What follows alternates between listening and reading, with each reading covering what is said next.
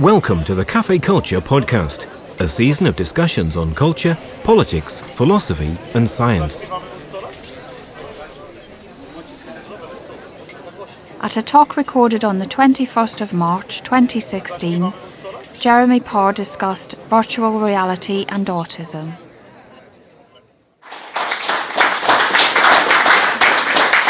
So thanks, folks, and it's great to be here. Thank you very much, Lorraine, for asking me to come. It's great to be here at Cafe Scientific and talking about autism spectrum disorder, condition, the autism spectrum, whichever you want to call it, because, of course, one of the main questions we've had in the last couple of years is what you call the autism spectrum anyway. Is this a condition? Is this a disorder? I gather someone has stood up at the National Autistic Society professionals conference a couple of weeks ago and called autism a disease. So what do you think happened to them? So the key point here is there are lots of names for the autism spectrum. Actually, many adults on the autism spectrum prefer to be called autistic adults. Many people prefer to be called adults with autism. So I'm going to use a whole range of names through this talk. And of course, if you people might want to comment on their own preferences for what the autism spectrum should be called as we go along, and you're very welcome to do that. I won't be using the term disease anywhere in this talk. The autism spectrum is broad, and of course we know that social communication difficulties then merge into the social communication strengths and difficulties of the general population. Autism spectrum conditions are really common, so at least 1% of children, at least 1% of adults and older adults. And we have a situation now where most autism research over 20, 30 years has been focused on children, young children, on their brains, on neurophysiology studies, on genetics. But actually what we have now is a much greater focus on the whole life spectrum in terms of through adulthood into older age, and thinking as much about the causes of autism, but also probably a bit more now about what can be done to improve people's lives and thinking about people's quality of life as time goes on.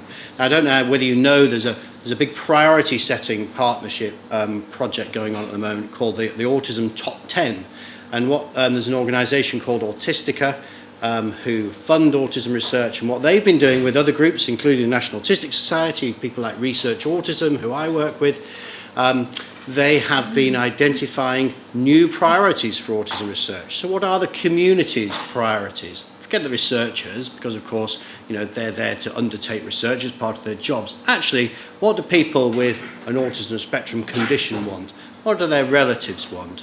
And I think it'll be really interesting to hear as the year goes on what that top 10 and top 25 is, because this is going to be a really influential list, because research funders will then take note of this list, and I think they will then put the very large amounts of money that are needed to answer definitively the questions about what does or doesn't work in relationship to autism spectrum conditions, or what causes autism, if that's one of the questions that wins out into the top 10. How do you definitively come to a conclusion in relationship to those? And as I always say to people when one's thinking about interventions or treatments, in inverted commas, definitively saying that something doesn't work is at least as important as showing that something does. Because actually, when we've done very large surveys in relationship to adults and parents of children, lots of people have tried lots of things over very many years for which there's very little evidence base for whether they work or not. So that's my little introduction, I suppose, in relationship to what we're going to be talking about tonight, at least in the first instance, which is anxiety in relationship to the autism spectrum, because this is really common. So what we know now about anxiety and autism spectrum conditions is that if you go through children's childhood, children become more prone to anxiety as time goes on. By the time children get to their teenage years, at least 50% of young people have anxiety in addition to their autism spectrum strengths and difficulties. And as well as anxiety, people also often have a range of other things as well. There may be depression there may be other challenging behaviour there. There may be learning disability there, or intellectual disability, whichever way, which term you want to call it. People may or may not have epilepsy. And there's a whole range of other things that go along with the autism spectrum. But anxiety, I suppose, is one of the things that has a profound effect on people's lives when it goes and is untreated. And treatment of anxiety in autism spectrum conditions is a real challenge.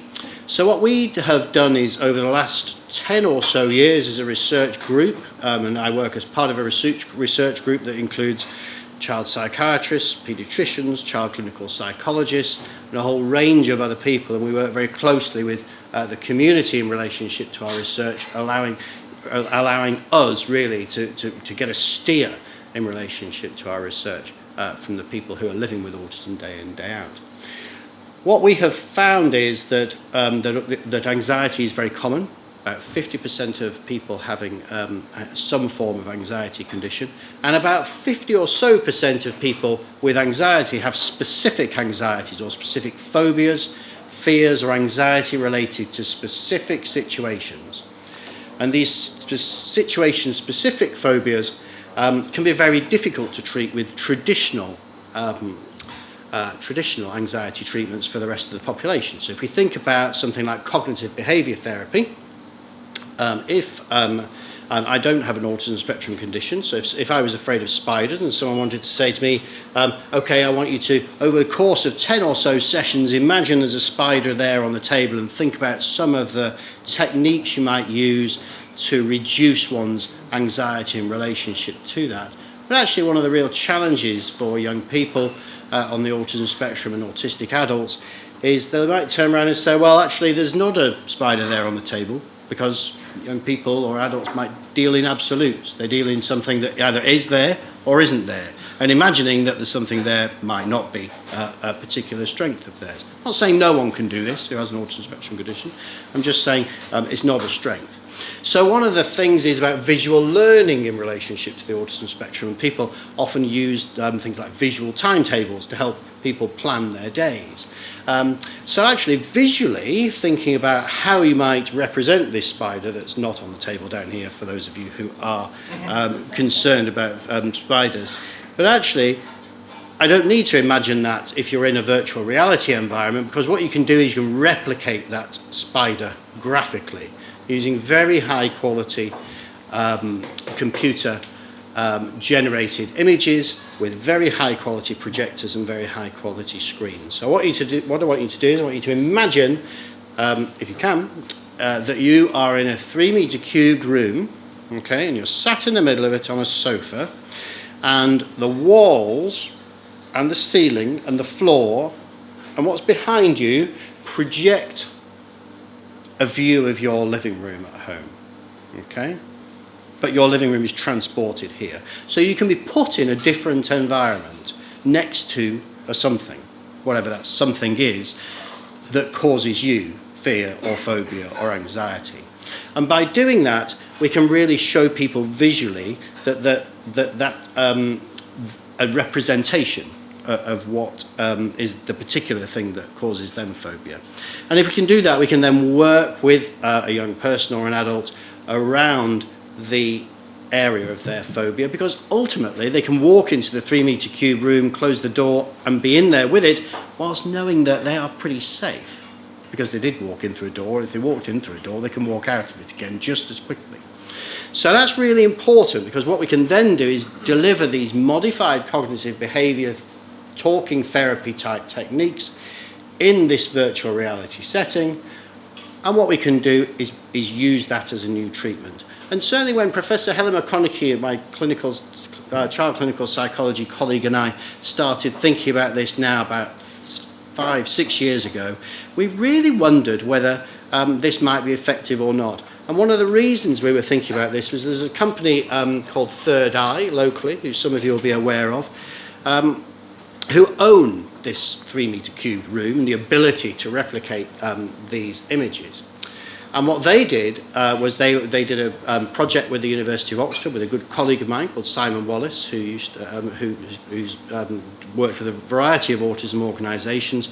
And what they showed was that young people feel present within that environment when this was done about 7 or 8 years ago as an initial project. That is, they feel it's real enough for them when their environment is created via software. Because actually, if there are a group of people who are going to pick up on something being pixelated and not real enough, it's people on the autism spectrum who are definitely going to see the detail. So if it's not real enough, you'd know pretty quickly, because people would turn around and say, well, actually, this doesn't do it for me. But I suppose what we found when young people were in this 3D environment, or the blue room as it's called, this virtual reality environment, was that people got all of the anxiety feelings that were associated with the phobia for them. So this was very much a partnership between the university and the NHS, and also this company Third Eye, who put a lot of their own time and effort into this as well. And we created what we thought might or might not be a useful thing to treat specific fear and phobia in relationship to the autism spectrum. And I say it might be because, of course, when you're doing research, one of the interesting things about it is you have an idea, which is one of the key parts. You have to have the idea in the first place. And then you can try it out, and you can spend 5 or 10 years trying it out, and at the end, what might you find? You might find something, you might find nothing, which is quite interesting, actually. You have that conversation with colleagues, and you say, actually, you know, we could spend a long time not finding anything here. But I did start off at the beginning saying that if you find that something doesn't work, it's at least as important as showing that something does. So I stick by that fact. What we then did was we offered the opportunity to families from the local database of children with autism living in the northeast, or DAZZLE, that some of you will be aware of. That's been led for the last 10 years by my colleagues in Newcastle. Now includes pushing towards 2,000 families of children on the autism spectrum, which is the biggest of its type in the world. It's the biggest population-based autism database in the world. So it's a very impressive piece of kit. And it's a testament to all the families in the northeast who are working with us in research. And a number of those families came forward and said, actually, we'd like to try this and we'd like to see what happens. And what then happened was, over about a 6-month period, 9 families went through there, 9 young people who were verbally fluent boys between age 7 to 13 years. And we picked a target for each of them in relationship to their fear or phobia. It might be walking across a bridge, it might be getting on a crowded bus, it might be going into a newsagent and buying a newspaper. So all of these were things that people couldn't do. And because those young people couldn't do that, that meant there were things their families couldn't do as well. So I'll give you the example, and all of this is publicly available in the public domain, of the young boy who, you know, would go to the bus stop, and because the bus was too full, he couldn't get on the bus. It wasn't completely full. There was space for him, but there were too many people on the bus, so he'd wait for the next one. And that might happen a number of times to him and his family before they then eventually got on the bus and went to where they were going to. Or the boy who was concerned about pigeons and therefore, you know, couldn't go into certain open spaces because pigeons were a real problem for him. And you can imagine how all these things, whilst intrinsically they might sound relatively minor, these things, but actually we're having a profound effect on families. And those of you who do have fears or phobias actually that are significant and might will know just how debilitating these difficulties can be. It's not necessarily the fact that you might be in a situation where the phobia is there, but actually it's the fact that you might be. And actually what happens if you go out and you are. So that anticipation, if you like, can be as much of a challenge as anything else. So these 9 young boys went through the Blue Room treatment. So they had 20 to 30 minutes on 4 occasions. And those 4 occasions were split between 2 days. And that, I suppose, is the equivalent, well, not the equivalent, that, I suppose, is different from what might be offered via the NHS, which is 10 or 12 sessions of cognitive behaviour therapy once a week over a 3-month period or so. And what we found was that 8 out of the 9 children improved in relationship to how they managed their fear or phobia situation. One person didn't. That's very important. I'll come back to that one person. 4 people really made massive progress and were able, therefore, to manage their anxiety. Their anxiety and their phobia didn't go away. It was just a question of how they dealt with it and how their family helped them to deal with it as well. And I think the parents here had a really important role, because whilst the young person was in this 3-metre cube blue room, as it's called, the virtual reality environment, and their specific fear or phobia situation was replicated, a therapist was in there working with them, giving them coping strategies and thinking about how they might go about helping themselves to stay there and helping themselves feel calm. What was very important was that was also then video linked to parents sat in a different room, so parents could hear what was going on and see what was going on. And I think it's very likely that there was a lot of reinforcement from parents afterwards, where parents then turned around and went, do you know, I think you can probably manage this, and I think you can probably manage this because, do you remember the therapist was saying this or that? You know, why don't we do some of that now? And of course then in the real life environment, young people were able to take on some of these key messages that they've been taught before. So that was the initial development project, and that then ended up in a publicly available research publication that if you did want to contact me, I could give you the details of. I can speak a bit louder. That's absolutely fine. So that is all described in a publicly available research publication, but it was also then picked up importantly by the BBC in the North East and also by the national press. And on the Third Eye website and also on the Newcastle University website, there's links to all of the additional dissemination that went on around that. And I don't know if anyone's seen the BBC piece in relationship to this. Has anyone seen that? So there's a very good BBC piece by Sharon Barber, who did some filming on the Armstrong Bridge, and a great piece of work by some parents and a young man who were really keen to who took part in the project, who were really keen to discuss it with us. And then the dad and I were on Radio 4 at 10 o'clock one night and things like that. So there's quite a lot of dissemination, very importantly, not just in the sort of medical press, if you like, but very importantly to people via other methods.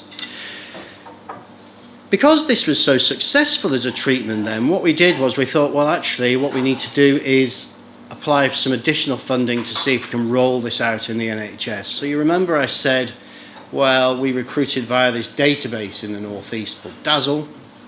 That's people out there in the general population with autism spectrum conditions. But actually, what about people who are in the NHS being referred around specific fear or phobia? Might their fear or phobia be different? Might it be more severe? Might it be less treatable, in inverted commas, via this intervention? So that's what we then set out to do. So we just finished recruiting 33 young people via 2 NHS trusts to have this treatment. They're having exactly the same treatment as I've described already, 4 sessions of this talking therapy within this virtual reality environment. Of course, what we've done is we're now building up, if you like, a library of these scenes in software terms that have replications of what people have found is their specific fear or phobia target. So we now have more than 50 of those. And that's probably important because the same things come up time and time again. Spiders being a common one within the general population, fear of flying being another common one within the general population. So this has been really interesting, and what of course in research we're always trying to do is we're trying to have an idea, we're trying to think about there's something either new or not new, but one's then thinking about how can, if this works, how can one get this to as many people as possible so they can potentially benefit from it. And of course in health, if something's not going to be offered by the NHS and it's going to be offered in the private sector alone, that doesn't mean it reaches the general population, does it? So we very much have wanted to do this within the NHS. The NHS trusts in the North East have worked very closely with us in partnership on this. I don't know the results of the project, of course, because we've only just finished recruiting. But what I can say is that in 2017, I think we'll have some really interesting information about people who have had the treatment, and then some people who've gone through this and haven't had the treatment for the first 6 months. And we've been able to compare the people who have and then the people who haven't, and look at the results in relationship to fear and phobia treatment. You know, have the people whose fear and phobia has been treated, has that gone away, versus the people who haven't, has that stayed, or has that gone away just of its own accord with time? And of course, if you can do this with 7 to 13-year-olds, can you do this with adults? And can you do this with younger children? So we haven't done the younger children, we haven't embarked on the younger children's side of things yet. Of course, you have to have enough ability to be able to do the talking through with people and the working through the points, and to be able to, if you like, replay in your own mind, I'm going to be okay, this is all right, whatever the coping strategies are that one has developed. But we have now started offering this to adults on the autism spectrum who are interested. They're mostly being recruited through the NHS again, but we do have some recruitment through the community. We run now a project called the Autism Spectrum Cohort UK, which is a large longitudinal, or over many years forwards, study of how people's lives change during adulthood. And it might be that eventually some of those people become interested in this project as well. What we're finding is, of course, that if you live with your fear or phobia for many years, it'll be different than if you've had it for a relatively short amount of time and you're a child. So there are lots of new things coming out in relationship to this treatment package in relationship to adults. And it might be that more sessions are required. It might be those sessions need to be longer. It might be we come up with different fears or phobias. It may be it's less effective. We'll see, but that's part of the research, I suppose. What's been great about this is it's really captured the public's imagination, partly, I think, because you can see it, and it's a visual thing. And, of course, we all know that fears and phobias can be a real challenge. They can stop us doing things. They can stop young people and adults with autism doing things. And that conquering them makes a big difference to people's lives. I think anxiety could be one of the anxiety treatments in relationship to the autism spectrum are likely to be one of the things that we make great strides in coming years. And I think this might be one of the treatments that, as part of a suite, if you like, of others, become very valuable. However, I will say this, it's very important just to make the point that, this room has remained a research project so far. It's now being rolled out within the NHS, and if we are rolling it out further within the NHS during 2016, as is planned, and then we have commissioners of healthcare thinking, okay, we'd like to provide that for this family, and this is something we're looking into doing later in 2016, we'll have the situation that we need to continue some sort of evaluation of how effective it is. But the idea that you can take a brand new idea in 2009, 2010, and potentially have it being offered through NHS services by 2016 might sound like a very long time, but actually in health that's not that long. So we really look forward to hopefully offering this through the NHS as the years go on. I'm going to stop there in the first instance, and then if there are if people want to ask questions, you're welcome to do that. I'm also aware that we're moving forward toward Autism Awareness Week, and autism is in the news.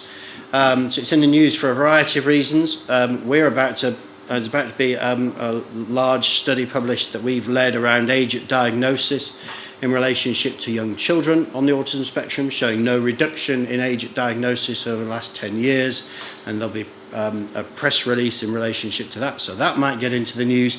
We've also had the Autistica press release this last weekend around the lifespan of people on the autism spectrum, and interesting news in relationship to that. So autism, I was just saying, autism is a very public condition. It doesn't belong to, certainly doesn't belong to the people in health. It belongs to the community, and therefore there might be quite a lot of things you want to ask about, or might be fewer. But I can talk about anxiety, or I can answer people's questions about other things. Thanks.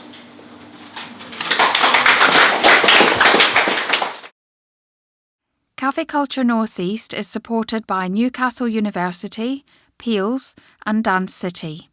We're also supported by DC Cafe, who host the events.